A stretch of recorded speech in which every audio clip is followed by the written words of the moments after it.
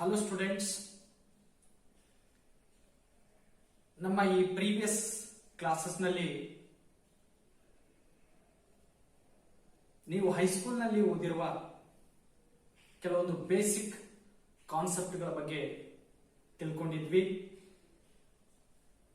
ಇವತ್ತಿನ ಈ ಕ್ಲಾಸ್ನಲ್ಲಿ ನಮ್ಮ ಪ್ರಥಮ PUC ಸಿಲೆಬಸ್ನ ತಿಳ್ಕೊಳ್ಳೋಣ. ಈ ಸಿಲೆಬಸ್ನ ತಿಳ್ಕೊಳ್ಳೋಕ್ಕಿಂತ ಮುಂಚೆ ನಮಗೆ 3 ಪಾಯಿಂಟ್ಸ್ಗಳನ್ನ ಗೊತ್ತಿರಬೇಕು. ಆ ಪಾಯಿಂಟ್ಸ್ಗಳ ಬಗ್ಗೆ ತಿಳ್ಕೊಳ್ಳೋಣ. ಮೊದಲನೇದಾಗಿ name of the chapters, second one blue print, third question paper pattern. ಅಧ್ಯಾಯದ ಹೆಸರುಗಳು, ನೀಲಿ ನಕ್ಷೆ, ಮಾದರಿ ಪ್ರಶ್ನೆ ಪತ್ರಿಕೆ. ಓಕೆ, ಇವಾಗ ನಾವು ಫಸ್ಟ್ ಪಾಯಿಂಟ್, ಅಧ್ಯಾಯದ ಹೆಸರುಗಳು ಅಥವಾ ನೇಮ್ ಆಫ್ ದಿ ಚಾಪ್ಟರ್ ಬಗ್ಗೆ ತಿಳಿದುಕೊಳ್ಳೋಣ. ಇಲ್ಲಿ ನಾವು ಚಾಪ್ಟರ್ಗಳ ಹೆಸರನ್ನು ಮಾತ್ರ ಹೇಳ್ತಾ ಹೋಗ್ತೀನಿ. ಈ ಚಾಪ್ಟರ್ಸ್ ಎಕ್ಸ್ಪ್ಲನೇಷನ್ ಮುಂದಿನ ಕ್ಲಾಸ್ನಲ್ಲಿ 1 by 1 ತಿಳಿದುಕೊಳ್ಳೋಣ. ನಮ್ಮ ಈ ಫಸ್ಟ್ PUC ಮ್ಯಾಥಮೆಟಿಕ್ಸ್ ನಲ್ಲಿ ಟೋಟಲ್ 16 ಟಾಪಿಕ್ಸ್ ಗಳಿದ್ದಾವೆ, 16 ಅಧ್ಯಾಯಗಳಿವೆ. ಅದರಲ್ಲಿ ಮೊದಲನೆಯದು ಸೆಟ್ಸ್, ಎರಡನೇದು ರಿಲೇಷನ್ಸ್ ಅಂಡ್ ಫಂಕ್ಷನ್ಸ್, ಮೂರನೇದು ಟ್ರಿಗ್ನೋಮೆಟ್ರಿಕ್ ಫಂಕ್ಷನ್ಸ್, ಅಂಡ್ ನಾಲ್ಕನೇದು ಪ್ರಿನ್ಸಿಪಲ್ ಆಫ್ ಮ್ಯಾಥಮೆಟಿಕಲ್ ಇಂಡಕ್ಷನ್, ಐದನೇದು complex numbers and quadratic equations, ಆರನೇದು ಲೀನಿಯರ್ ಇನ್ಇಕ್ವಾಲಿಟಿ, ಏಳನೇದು ಪರ್ಮಿಟೇಷನ್ ಅಂಡ್ ಕಾಂಬಿನೇಷನ್, ಎಂಟನೇದು ಬೈನಾಮಿಯಲ್ ಥಿಯರಮ್, ಒಂಬತ್ತನೇದು ಸೀಕ್ವೆನ್ಸ್ ಅಂಡ್ ಸೀರೀಸ್, ಹತ್ತನೇದು ಸ್ಟ್ರೇಟ್ ಲೈನ್, ಹನ್ನೊಂದನೇದು ಕೋನಿಕ್ ಸೆಕ್ಷನ್, ಹನ್ನೆರಡನೇದು ಇಂಟ್ರೊಡಕ್ಷನ್ ಟು 3-dimensional ಜಾಮೆಟ್ರಿ, ಹದಿಮೂರನೇದು ಲಿಮಿಟ್ಸ್ ಅಂಡ್ ಡೆರಿವೇಟಿವ್ಸ್, ಹದಿನಾಲ್ಕನೇದು ಮ್ಯಾಥಮೆಟಿಕಲ್ ರೀಸನಿಂಗ್, ಹದಿನೈದನೇದು ಸ್ಟ್ಯಾಟಿಸ್ಟಿಕ್ಸ್, ಹದಿನಾರನೇದು ಪ್ರೊಬಾಬಿಲಿಟಿ. ಈ ತರದ 16 ಚಾಪ್ಟರ್ಗಳು, ಅಧ್ಯಾಯಗಳಿವೆ ನಮ್ಮ ಈ ಪ್ರಥಮ PUC ನಲ್ಲಿ. ಅಂದ್ರೆ ಇಲ್ಲಿ 16 ಟಾಪಿಕ್ಸ್ಗಳನ್ನ ಓದ್ತೀವಿ. ಓಕೆ, ಇವಾಗ ಎರಡನೇ point, that is blue print, ನೀಲಿ ನಕ್ಷೆ. ಈ ನೀಲಿ ನಕ್ಷೆ ಸ್ಕ್ರೀನ್ ಮೇಲೆ ಡಿಸ್ಪ್ಲೇ ಆಗ್ತಾ ಇದೆ ನೋಡಿ. ಪ್ರತಿಯೊಂದು ಅಧ್ಯಾಯದ ಮಾರ್ಕ್ಸ್ಗಳು, ಯಾವ ಅಧ್ಯಾಯದಲ್ಲಿ ಎಷ್ಟು ಕ್ವಶನ್ಸ್ಗಳು ಬರ್ತವೆ, ಎಷ್ಟು ಮಾರ್ಕ್ಸ್ ಇಂದು ಕ್ವಶನ್ಸ್ ಬರ್ತವೆ, ಟೋಟಲಿ ಎಷ್ಟು ಮಾರ್ಕ್ಸ್ ಬರ್ತವೆ, ಎಷ್ಟು ಕ್ವಶನ್ಸ್ ಬರ್ತಾ ಇದೆ ಅಂತ ಕ್ಲಿಯರ್ ಆಗಿ ನಿಮಗೆ ಸ್ಕ್ರೀನ್ ಮೇಲೆ ಕಾಣ್ತಾ ಇದೆ. ಕೊನೆಯದಾಗಿ ಮೂರನೇ point, last point, question paper pattern, ಮಾದರಿ ಪ್ರಶ್ನೆ ಪತ್ರಿಕೆ. ಮೊದಲನೇದಾಗಿ ನಮ್ಮ ಈ ಗಣಿತ ವಿಷಯದ ಕೋಡು 35, ಮ್ಯಾಥಮೆಟಿಕ್ಸ್ ಕೋಡ್ ಈಸ್ 35. ಈ ಗಣಿತ ವಿಷಯದ ಗರಿಷ್ಠ ಅಂಕಗಳು 100. ಇಲ್ಲಿ ಈ ಪೇಪರ್ಗೆ 3 hours 15 minutes ಇರುತ್ತೆ, 3 ಗಂಟೆ 15 ನಿಮಿಷ. ಈ ಪ್ರಶ್ನೆ ಪತ್ರಿಕೆಯಲ್ಲಿ 2 ಬೇಸಿಕ್ ಇನ್ಸ್ಟ್ರಕ್ಷನ್ಸ್ಗಳಿರ್ತವೆ. ಮೊದಲನೆಯದು, the question paper has 5 parts. ಅಂದ್ರೆ ಇಲ್ಲಿ ಈ ಕ್ವಶನ್ ಪೇಪರ್ ಒಳಗಡೆ 5 ಭಾಗಗಳಾಗಿ ವಿಂಗಡಿಸಿದ್ದಾರೆ. ಅವುಗಳು part A, part B, part C, part D and part E. ಇಲ್ಲಿ ಎಲ್ಲಾ ಪಾರ್ಟ್ಗಳನ್ನು ನಾವು ಆನ್ಸರ್ಸ್ ನ ಮಾಡಬೇಕಾಗುತ್ತೆ. ಇವಾಗ 2ನೇ ಪಾಯಿಂಟ್, ಗ್ರಾಫ್ ಶೀಟ್ ನ ಯೂಸ್ ಮಾಡಿಕೊಂಡು ಡಿ ಪಾರ್ಟ್ ನಲ್ಲಿ ಬರುವ ಲೀನಿಯರ್ ಇನ್ಇಕ್ವಾಲಿಟಿ ಅಧ್ಯಾಯದಿಂದ ಒಂದು ಕ್ವಶನ್ ಬರುತ್ತೆ. ಆ ಕ್ವಶನ್ ನ ಸಾಲ್ವ್ ಮಾಡೋಕೆ ಗ್ರಾಫ್ ಶೀಟ್ ನ ಯೂಸ್ ಮಾಡಿ ಅಂತ ಹೇಳಿದ್ದಾರೆ. ಇವೆರಡು ಮೇನ್ ಬೇಸಿಕ್ ಇನ್ಸ್ಟ್ರಕ್ಷನ್ ಎಲ್ಲಿ ಕ್ವಶನ್ ಪೇಪರ್ ನಲ್ಲಿ. ಓಕೆ,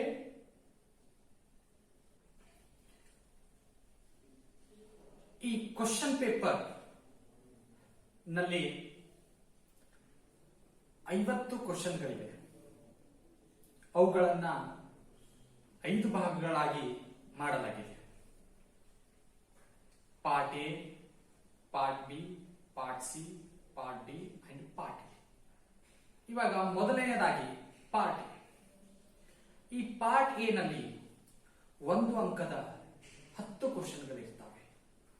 ಇಲ್ಲಿ ಈ 10 ಕ್ವಶನ್ಗಳು ಕಡ್ಡಾಯವಾಗಿ 10ಕ್ಕೆ 10 ಬರೀಲೇಬೇಕು. ಇಲ್ಲಿ ಯಾವುದೇ ರೀತಿಯ ಆಯ್ಕೆಗಳಿರುವುದಿಲ್ಲ. ಓಕೆ, ಇವಾಗ ನಾವು ಈ 1 by 1 ಕ್ವಶನ್ ನಂಬರ್ 1 ಯಾವ ಟಾಪಿಕ್ ನಿಂದ ಇರುತ್ತೆ ನೋಡ್ಕೋತಾ ಹೋಗೋಣ. ಕ್ವಶನ್ ನಂಬರ್ 1 ಸೆಟ್ ಟಾಪಿಕ್ ನಿಂದ ಇರುತ್ತೆ. Question number 2 relations and functions ನಿಂದ ಇರುತ್ತೆ. Question number 3 trigonometric functions. Question number 4 complex number and quadratic equation chapter ನಿಂದ ಇರುತ್ತೆ. 5th permutation and combination. ಇಲ್ಲಿ 6th sequence and series chapter ನಿಂದ ಇರುತ್ತೆ. 7th ಕ್ವಶನ್ ಸ್ಟ್ರೇಟ್ ಲೈನ್ ನಿಂದ ಇರುತ್ತೆ. ನಾನು ಆರ್ಡರ್ ಆಗಿ ಹೇಳ್ತಾ ಇದ್ದೀನಿ. 8th limits and derivative topic ನಿಂದ ಇರುತ್ತೆ. 9th ಒನ್ ಮ್ಯಾಥಮೆಟಿಕಲ್ ರೀಸನಿಂಗ್ ನಿಂದ ಇರುತ್ತೆ. 10ನೇ ಕ್ವಶನ್ ಪ್ರೊಬಾಬಿಲಿಟಿ ಇಂದ ಇರುತ್ತೆ. ಇದು ಪಾರ್ಟ್ ಎ. ನಂತರ ಪಾರ್ಟ್ ಬಿ. ಈ ಪಾರ್ಟ್ ಬಿ ನಲ್ಲಿ 2 ಅಂಕದ 14 ಕ್ವಶನ್ಗಳು ಇರ್ತವೆ.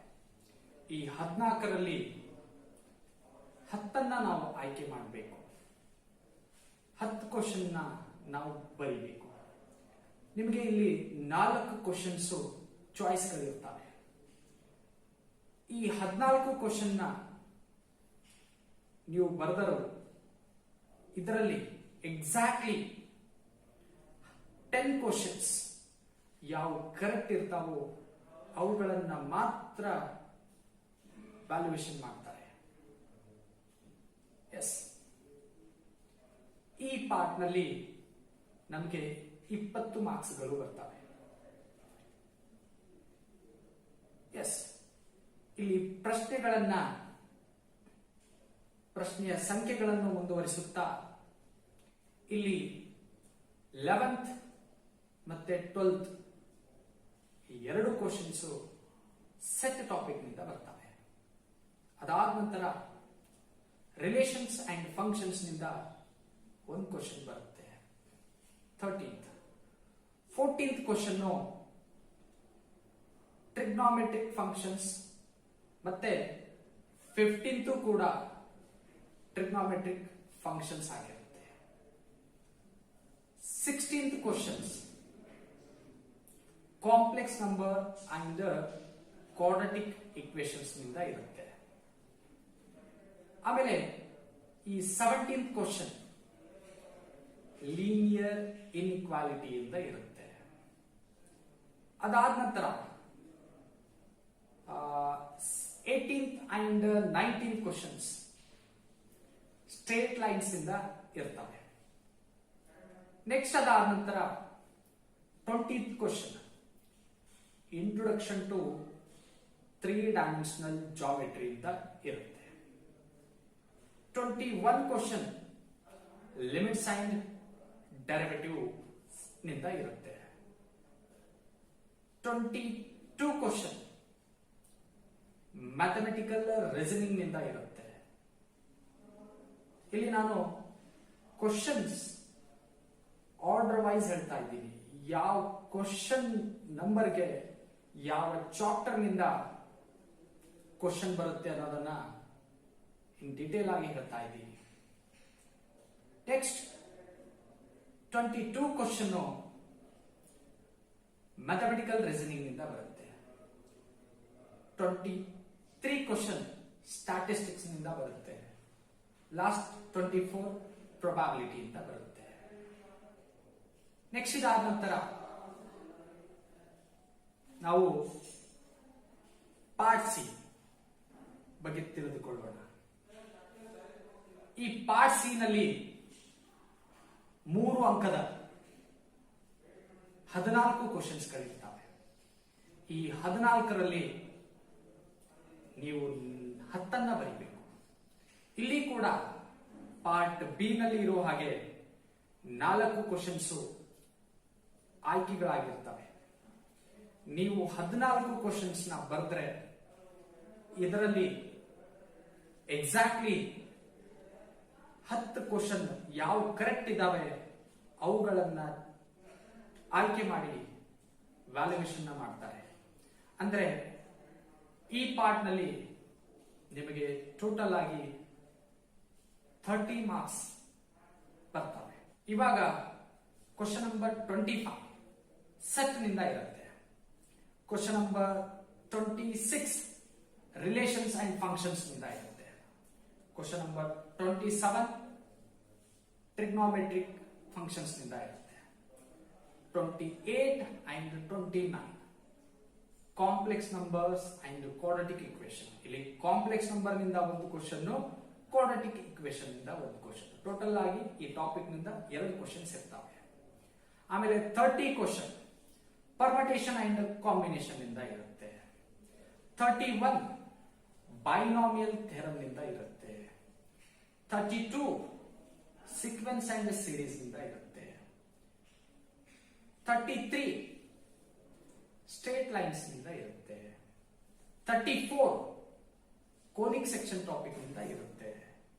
35 ಲಿಮಿಟ್ಸ್ ಅಂಡ್ ಡೆರಿವೇಟಿವ್ ಚಾಪ್ಟರ್ ನಿಂದ ಇರುತ್ತೆ. ಇಲ್ಲಿ 36 ಕ್ವಶನ್ ನ ಮ್ಯಾಥಮೆಟಿಕಲ್ ರೀಸನಿಂಗ್ ನಿಂದ ಆಯ್ಕೆ ಮಾಡಿರ್ತಾರೆ. 37 ಅಂಡ್ 38 ಪ್ರೊಬಾಬಿಲಿಟಿ ಚಾಪ್ಟರ್ ನಿಂದ ಆಯ್ಕೆ ಮಾಡಿರ್ತಾರೆ. ಇದು ಈ ಪಾರ್ಟ್ ಸಿ. ನಂತರ ಪಾರ್ಟ್ ಡಿ. ಈ ಪಾರ್ಟ್ ಡಿ ನಲ್ಲಿ 5 ಅಂಕದ 10 ಕ್ವಶನ್ಸ್ ಗಳಿರ್ತವೆ. ಈ 10ರಲ್ಲಿ ನಾವು 6 ಬರೆಯಬೇಕು. ಒಂದು ವೇಳೆ ನೀವು 10 ಕ್ವಶನ್ ಬರೆದರೆ ಇದರಲ್ಲಿ 6 ಸರಿಯಾದ 6 ಪ್ರಶ್ನೆಗಳ ಉತ್ತರಗಳನ್ನ ಆಯ್ಕೆ ಮಾಡ್ತಾರೆ. ಇಲ್ಲಿ 1 ಪಾಯಿಂಟ್ ನ ನೆನ್ಪಿಟ್ಕೊಳ್ಳಿ. ಇಲ್ಲಿ ಚಾಯ್ಸ್ ಕೊಟ್ಟಿರೋ ಉದ್ದೇಶ ಅಂದ್ರೆ ನಿಮಗೆ ಈ ಪಾರ್ಟ್ ಡಿ ನಲ್ಲಿ ಟೋಟಲಿ 4 ಕ್ವಶನ್ಸ್, 4 ಕ್ವಶನ್ಸ್ ಚಾಯ್ಸ್ ಗಳಿದ್ದಾವೆ. ಇಲ್ಲಿ ಚಾಯ್ಸ್ ಕೊಟ್ಟಿರೋ ಉದ್ದೇಶನ ತಿಳ್ಕೊಳ್ಳಿ. ಚಾಯ್ಸ್ ಇದಾವೆ ಅಂತ ಹೇಳಿ ಯಾವುದನ್ನು ಬಿಟ್ಟು ಬರೋದಲ್ಲ. ಇಲ್ಲಿ ಚಾಯ್ಸ್ ಕ್ವಶನ್ಸ್ ನ ಬರಿತಾನೆ ಹೋಗ್ಬೇಕು. ಪ್ರತಿಯೊಂದು ಪಾರ್ಟ್ ನಲ್ಲಿ ಎ ಪಾರ್ಟ್ ಒಂದನ್ನ ಬಿಟ್ಟು ಪ್ರತಿಯೊಂದು ಪಾರ್ಟ್ ನಲ್ಲಿ ನಾವು ಚಾಯ್ಸ್ಗಳನ್ನ ಬರೀಲೇಬೇಕು, 2 ಅಥವಾ 3 ಎಷ್ಟಾಗುತ್ತೋ ಅಷ್ಟು ಟೈಮ್ನ ಸಫಿಶಿಯಂಟ್ ನೋಡಿಕೊಂಡು ಇಲ್ಲಿ ಬರೀಬೇಕು. ಓಕೆ, ಇಲ್ಲಿ ಕ್ವಶನ್ ನಂಬರ್ಗಳನ್ನ ಮುಂದುವರಿಸುತ್ತಾ question number 39 relations and functions ನಿಂದ ಇರುತ್ತೆ. ಕ್ವಶನ್ ನಂಬರ್ 40 ಟ್ರಿಗ್ನೋಮೆಟ್ರಿಕ್ ಫಂಕ್ಷನ್ಸ್ ನಿಂದ ಇರುತ್ತೆ. Question number 41 principle of mathematical induction ನಿಂದ ಇರುತ್ತೆ. Question number 42 linear inequalities. ಈ ಚಾಪ್ಟರ್ ನಲ್ಲೇ ನಾವು ಗ್ರಾಫ್ ಶೀಟ್ ನ ಯೂಸ್ ಮಾಡಬೇಕು. ಇನ್ಸ್ಟ್ರಕ್ಷನ್ ನಂಬರ್ 2 ನಲ್ಲಿರೋದು. Yes, question number 44 binomial theorem ನಿಂದ ಇರುತ್ತೆ. ಕ್ವಶನ್ ನಂಬರ್ 45 ಸ್ಟ್ರೇಟ್ ಲೈನ್ ನಿಂದ ಇರುತ್ತೆ. Question number 46 introduction to 3 dimensional geometry ಇಂದ ಇರುತ್ತೆ. Question number 47 limits and derivative ಇಂದ ಇರುತ್ತೆ. ಕ್ವಶನ್ ನಂಬರ್ 48 ಸ್ಟಾಟಿಸ್ಟಿಕ್ಸ್ ನಿಂದ ಇರುತ್ತೆ. ಇದು ಈ ಕ್ವಶನ್ ಪೇಪರ್ ನಲ್ಲಿರೋ ಪಾರ್ಟ್ ಡಿ.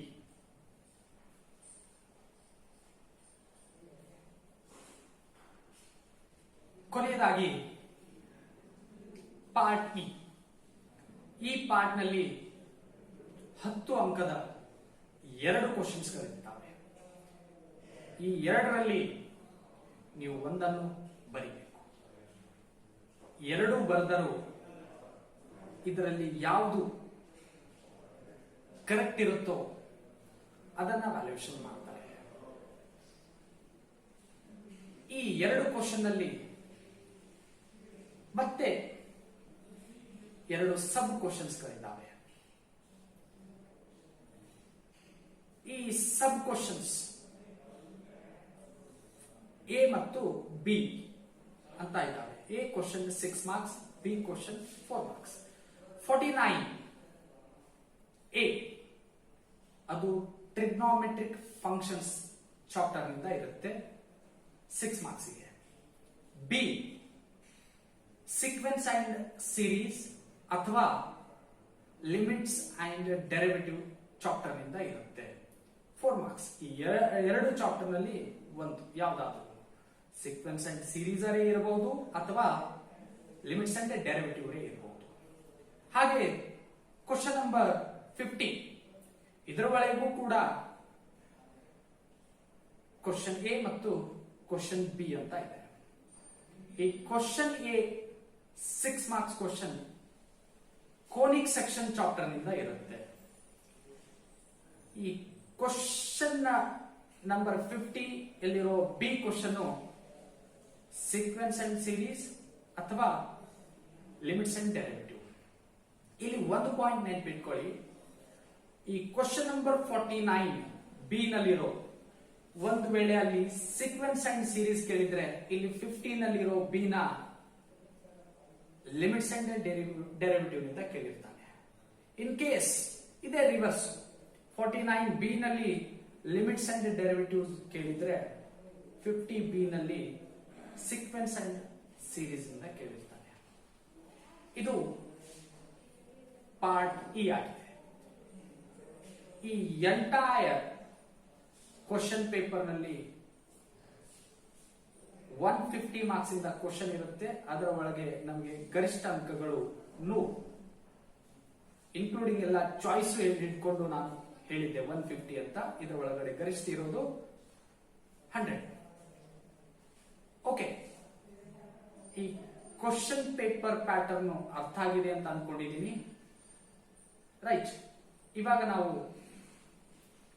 ಈ 3rd ಚಾಪ್ಟರ್ ಟ್ರಿಗ್ನೋಮೆಟ್ರಿ ಫಂಕ್ಷನ್ಸ್ ನ ಸ್ಟಡಿ ಮಾಡೋಣ.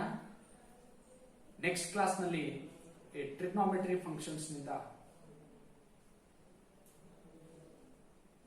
ಕ್ಲಾಸ್ ನ ಸ್ಟಾರ್ಟ್ ಮಾಡೋಣ. ಅಲ್ಲಿವರೆಗೂ thank you students. Take care of your self.